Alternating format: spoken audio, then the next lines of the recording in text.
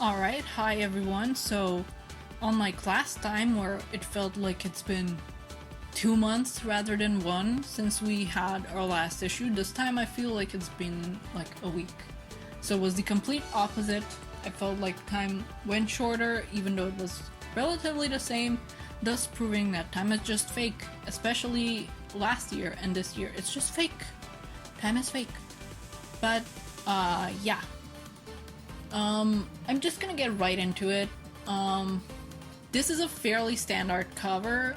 I like the different color each character gets, and I very much like Sonic's action pose here and how he looks kinda tense. Other than that, I don't think I have much else to say about it though. I think my favorite cover out of the three that we get for this issue is the one that's cover Re. It's very bittersweet. It has Belle being happy and being carried on Mr. Tinker's shoulders. It's kind of like a childhood photo. You should like look it up or find it at your local comic book store maybe. But yeah, fairly standard, not much to say. Moving right into the issue, we're zooming past this time, huh? The Zeti are incapacitated by Tails' Zeti zappers, I think he called them.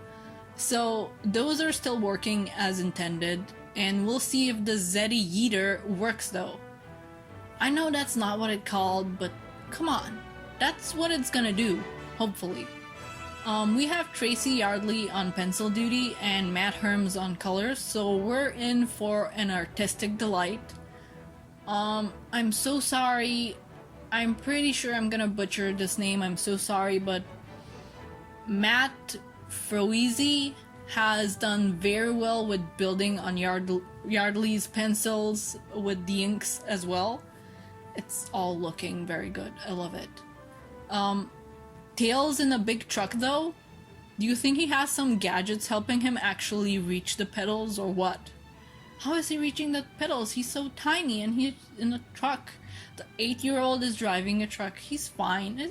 He's a genius. It's fine. He's just very short. How is he reaching anything? I'm sure he's fine. Have I mentioned that I love Sonic?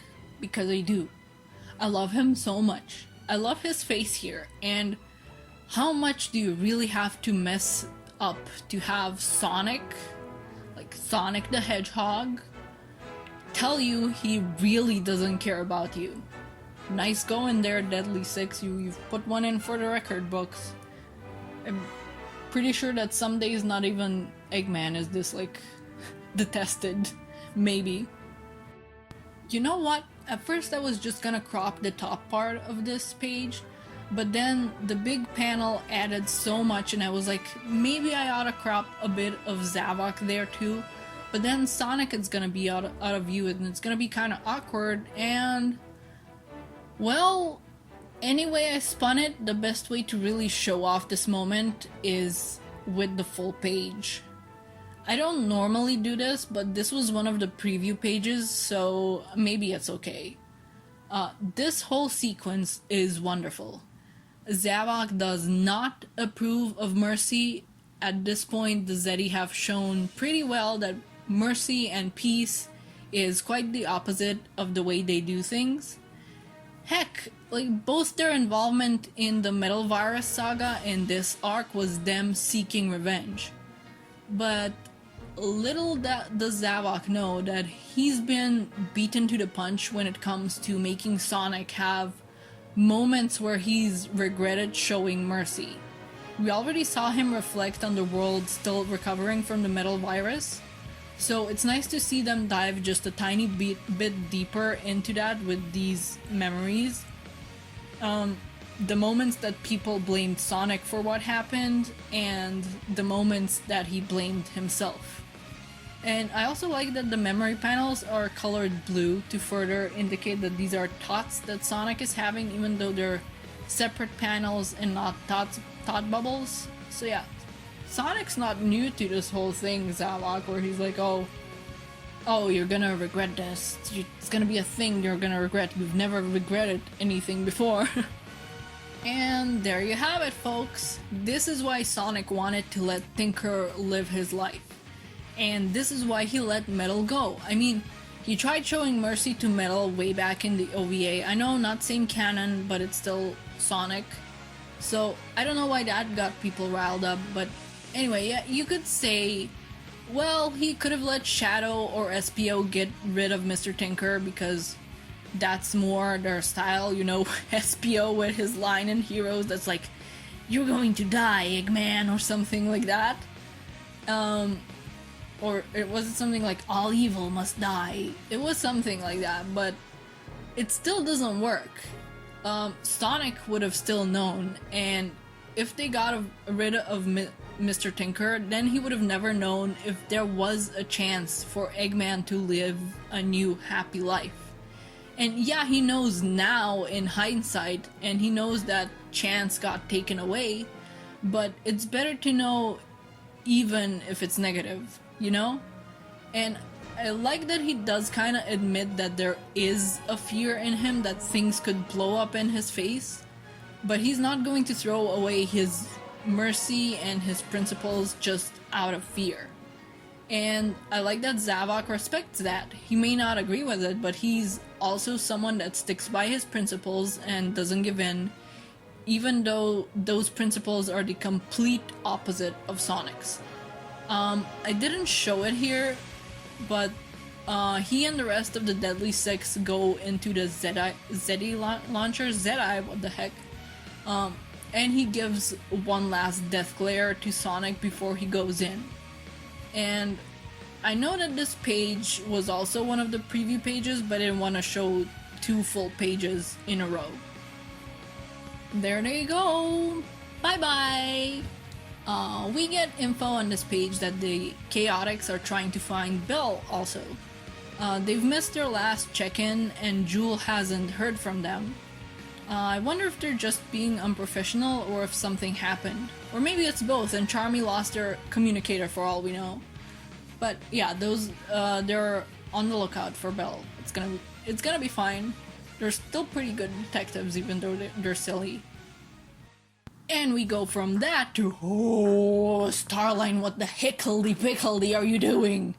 Cripes. And he's still wearing his shoulder pads.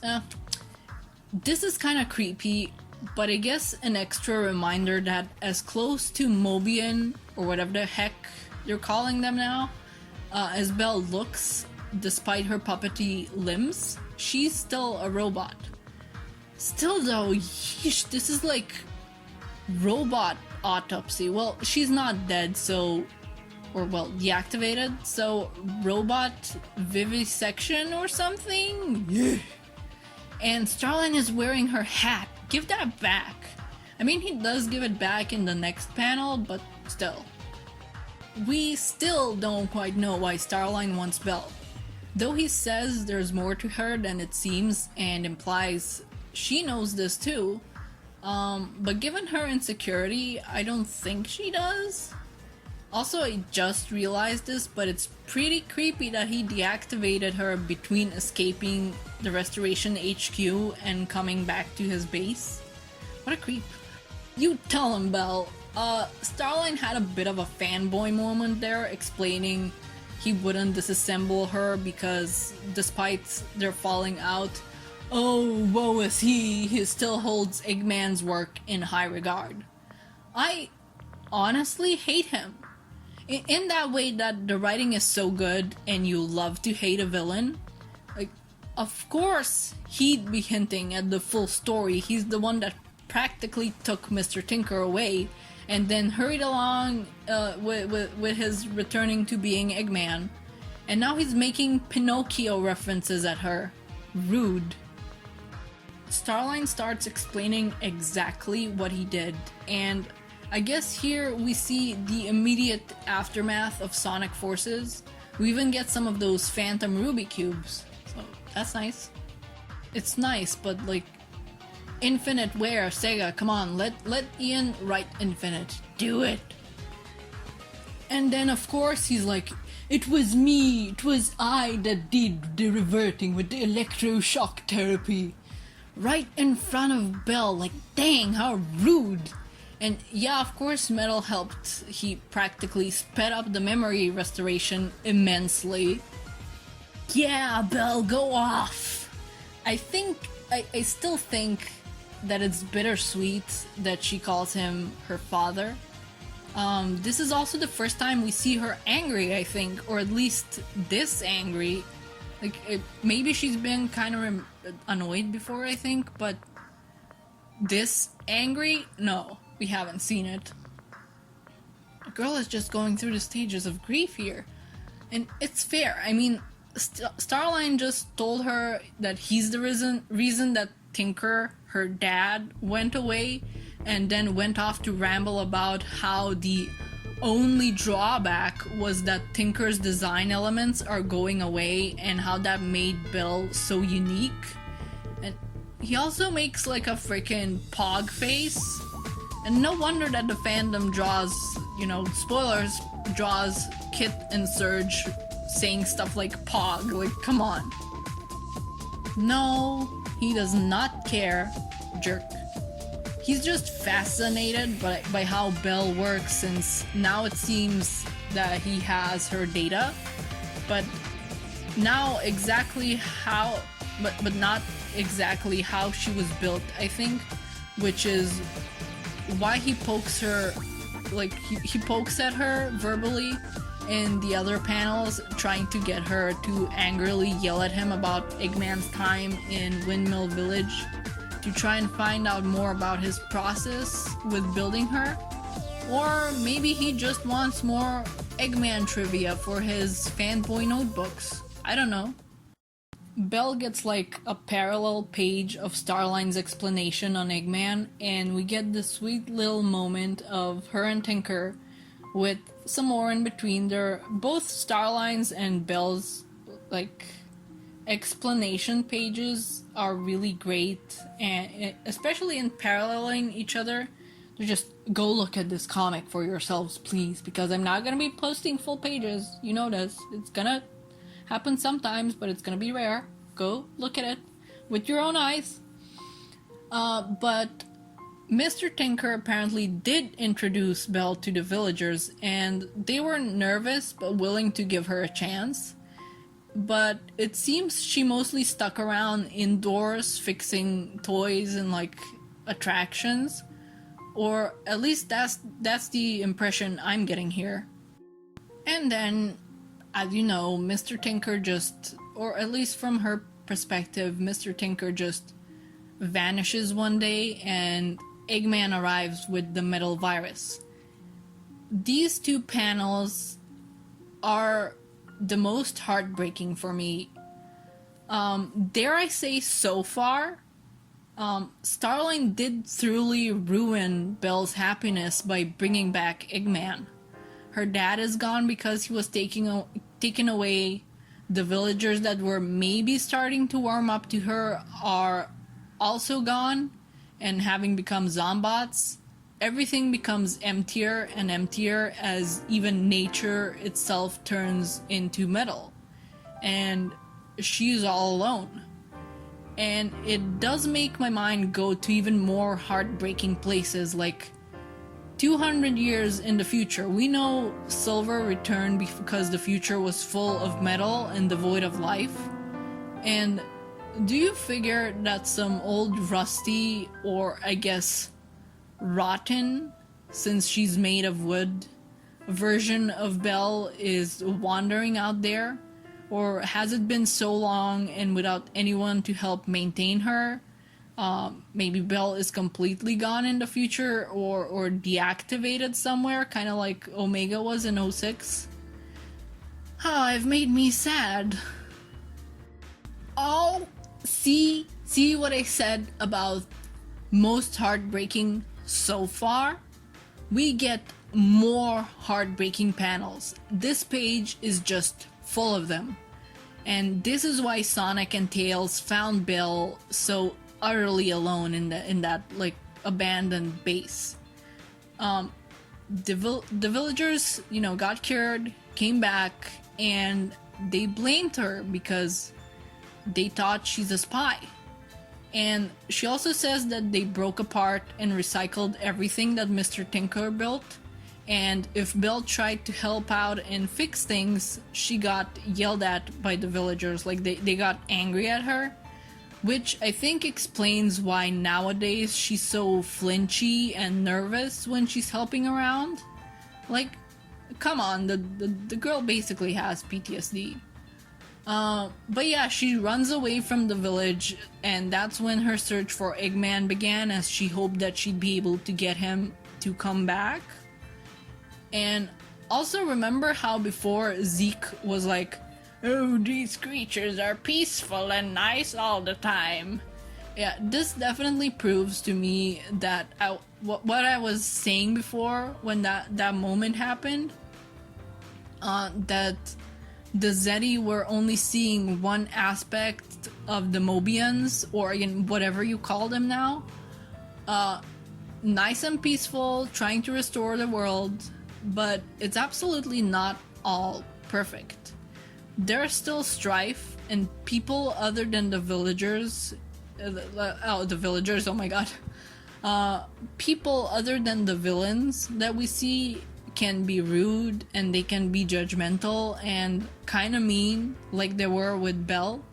And they lash out because they went through a lot, and it's absolutely not all perfectly peaceful like Zeke was saying it is. It's just you know, different points of view that show you this, and I like that. Starline is fascinated by all this, not because he cares, but because Belle, well, she has a personality and she has emotions. She feels loyalty and familial bonds, and right now she's feeling grief. And he gets super nutty and creepy because this will help him with them. Spoilers for Imposter Syndrome in case you've remained unspoiled on those news somehow. Spoilers ahead, but we know who this is over. And honestly, I don't know whether to be a bit sad we know who he's talking about or not, because I think this scene would have set up great suspense about what he's preparing and who they are. But then again, we were teased a lot with those recurring test tubes, and if I had no context for this as well, I think I would have lost my mind from the suspense. So maybe it's best not. Maybe we did get enough suspense, so it's okay that we know who they are. But also I'd argue that Eggman has made loyal robots with emotions. Those are Orbot and Cubot. Though they don't feel a familial bond with Eggman, so that's a thing that's new with Belle. And I don't think they've expressed grief, but then again, they're the comedy relief. But Eggman does build robots with a personality and loyalty, so there's that. Though I'd also think that Orbot and Cubot, if Eggman like changed personality like he did with Mr. Tinkler, they would become loyal. They would stay loyal to him, whereas unlike other badniks and stuff, Belle doesn't stay loyal just because Eggman used to be Mr. Tinker. But yeah, Belle is losing hope and she thinks no one cares.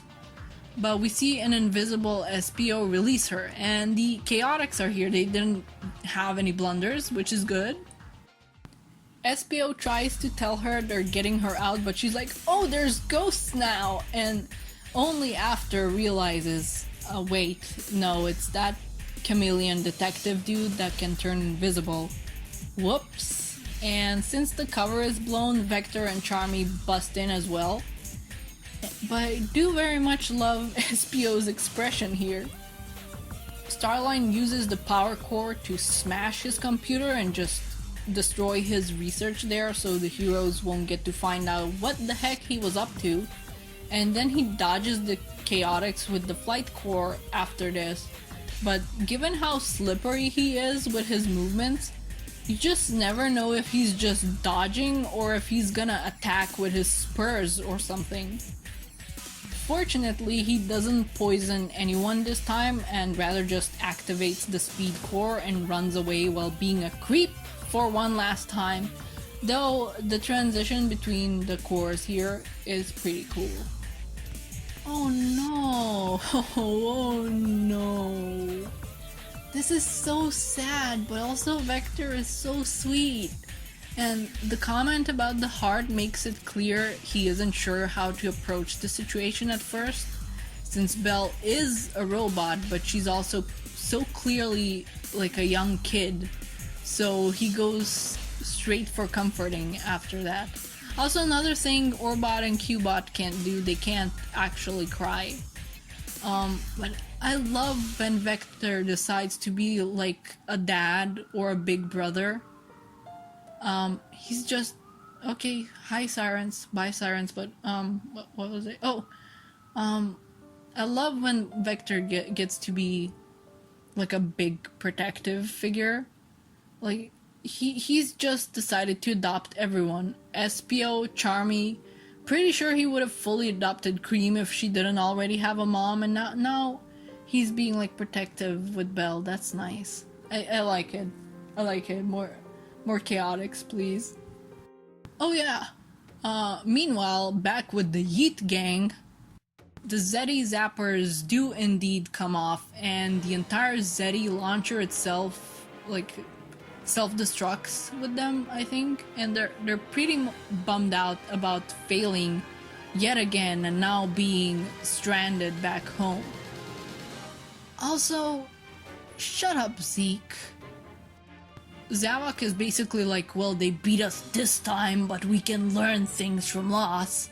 And he claims they'll find a way to the world below that they're not giving a name to, because of course they're not. And how they're gonna be worse than ever, you know, vengeance and all that. So while off to the side for now, I think the Deadly Six are definitely still part of IDW Sonic's Rogues Gallery, even if they're back on Lost Hex now, which I do hope that one day we're gonna get to explore Lost Hex. I think that the writers could do some stuff there, because it had like unique fauna, at least in the game, even though for some reason they put the worm from Lost Hex, like the giant one, into Forces, but whatever. Like, maybe they could explore the Zeddy as a species, like if there's more, what's up and stuff, but I don't know if Sega would allow that. But I do wonder how they're gonna come back down to, like, from Lost Hex one day. But that's the end of this issue. Next up is Trial by Fire, which I assume will have something to do with Starline's plans, maybe, or maybe something else building up to it. Either way, that title is concerning.